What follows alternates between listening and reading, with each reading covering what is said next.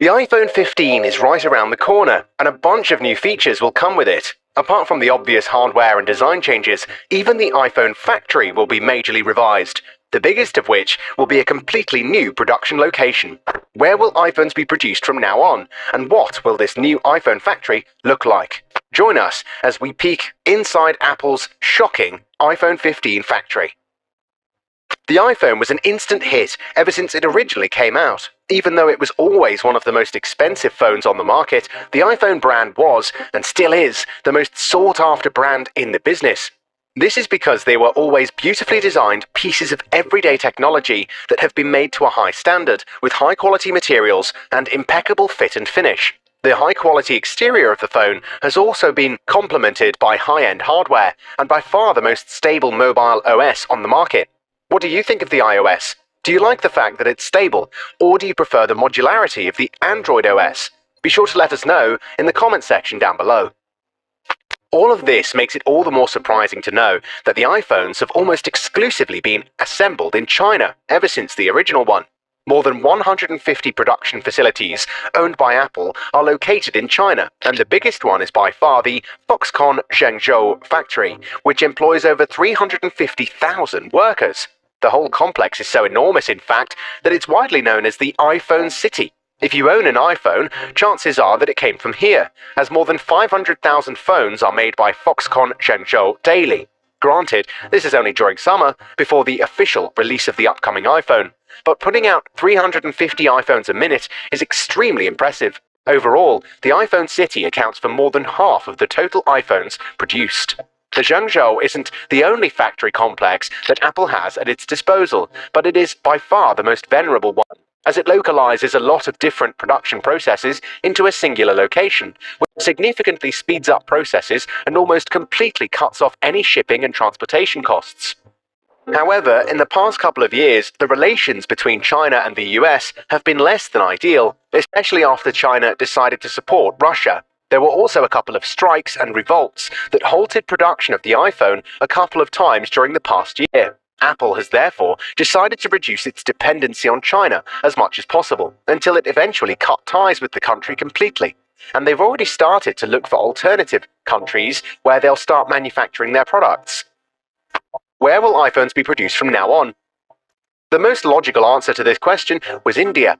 Apple officials have confirmed that they'll be moving production of the iPhone to India, as their products have already been assembled there, so they wouldn't need to start from scratch. This made India the perfect candidate for a fully fledged production of iPhones, the first of which will be the upcoming iPhone 15. India offers a lot of benefits, as it is much less developed compared to China, and they're aching for foreign investments. China has become one of the most developed countries in the world, and their work hour rate has gone up significantly. This ate into Apple's profits, whereas moving production to India, which already had thriving Apple assembly plants, meant that Apple was going to save a lot of money, while also managing to develop a production plant of similar capacities as the Foxconn Zhengzhou. Apple will not only shift the production of the iPhone into India, but they'll also start producing the Apple Pencil there very shortly, and they'll eventually shift the production of their entire product palette. Foxconn and Apple also chose India because of their never-ending need for workers, and India, which is the second most populated country in the world, offers exactly that. This change of location and the lower cost of production that comes with it might also impact the pricing of the iPhone. It might get more affordable. However, that is still just mere speculation, and we won't know that for sure until Apple officially announces the pricing. The lower production costs aren't going to affect the quality of the product though, as Apple plans to make the production plant as advanced as possible, which leads us to the question, what will this new factory look like?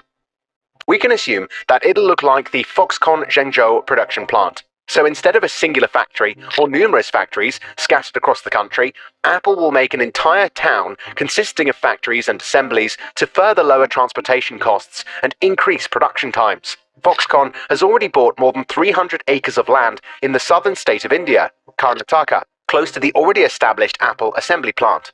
Foxconn is planning to invest over $700 million in the plant so they can ramp up local production and make the complex as advanced as the Zhengzhou one as soon as possible. The Karnataka factory complex will offer all kinds of jobs, from working on the production and assembly lines, janitors, to truck and van drivers, over to many other office jobs. It'll truly be a prosperous venture for Apple, but also for India, as many Indians are struggling to find adequate or even any work.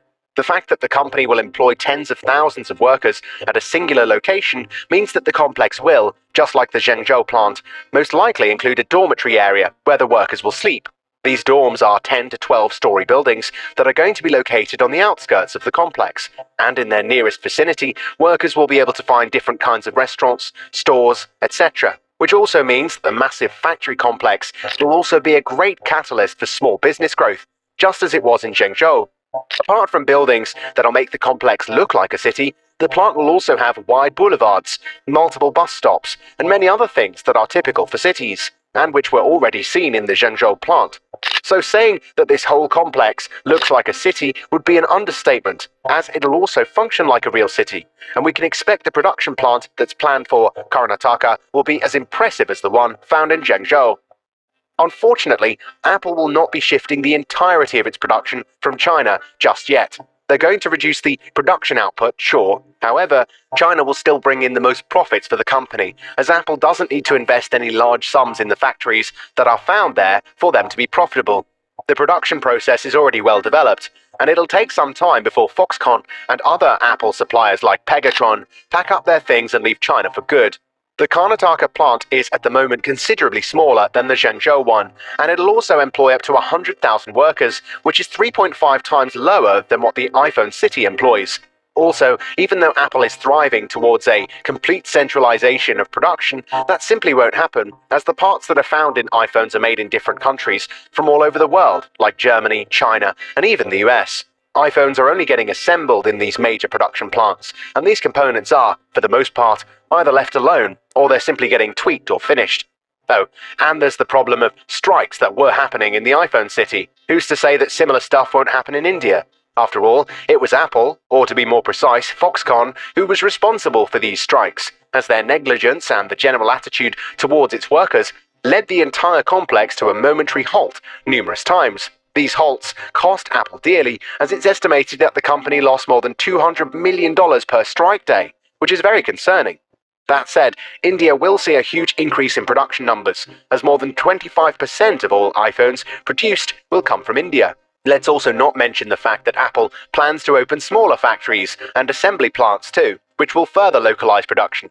Granted, things will still be produced all over the world, however, the total amount of travel that parts need will be reduced. Plus, let's not forget that robots are getting more and more popular by the day, and that the lower number of employees found in the Karnataka plant might be because Apple, alongside many other corporations, plans to implement robots into the production process in the very near future.